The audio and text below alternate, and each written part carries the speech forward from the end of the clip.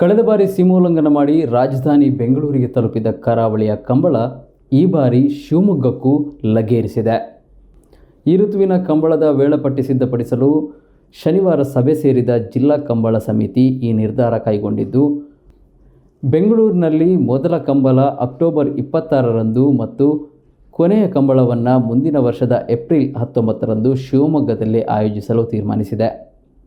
ಸಭೆಯ ನಂತರ ಪತ್ರಿಕಾಗೋಷ್ಠಿಯಲ್ಲಿ ಮಾತನಾಡಿದ ಜಿಲ್ಲಾ ಕಂಬಳ ಸಮಿತಿಯ ಅಧ್ಯಕ್ಷ ಬೆಳಪು ದೇವಿಪ್ರಸಾದ್ ಶೆಟ್ಟಿ, ಈ ವರ್ಷ ಒಟ್ಟು 26 ಕಂಬಳಗಳನ್ನು ನಡೆಸಲಾಗುವುದು.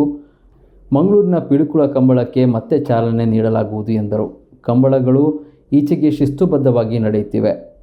ಕರಾವಳಿಯ ಈ ಕ್ರೀಡೆಯನ್ನು ಹೆಚ್ಚು ಆಕರ್ಷಿಸಲು ನಿಯಮಗಳನ್ನು ಬಿಗಿ ಮಾಡಲಾಗಿದೆ.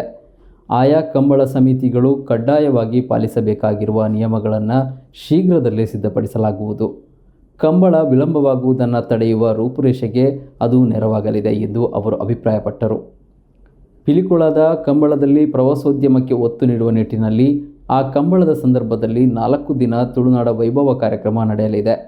ಕಂಬಳಕ್ಕೆ ಸಂಬಂಧಿಸಿದ ವಸ್ತು ಪ್ರದರ್ಶನ ಏರ್ಪಡಿಸಲಾಗುವುದು ಎಂದು ಅವರು ಪಿಲಿಕುಳದಲ್ಲಿ ಕಂಬಳ ಭವನ ನಿರ್ಮಿಸುವ ಯೋಜನೆ ಇದೆ.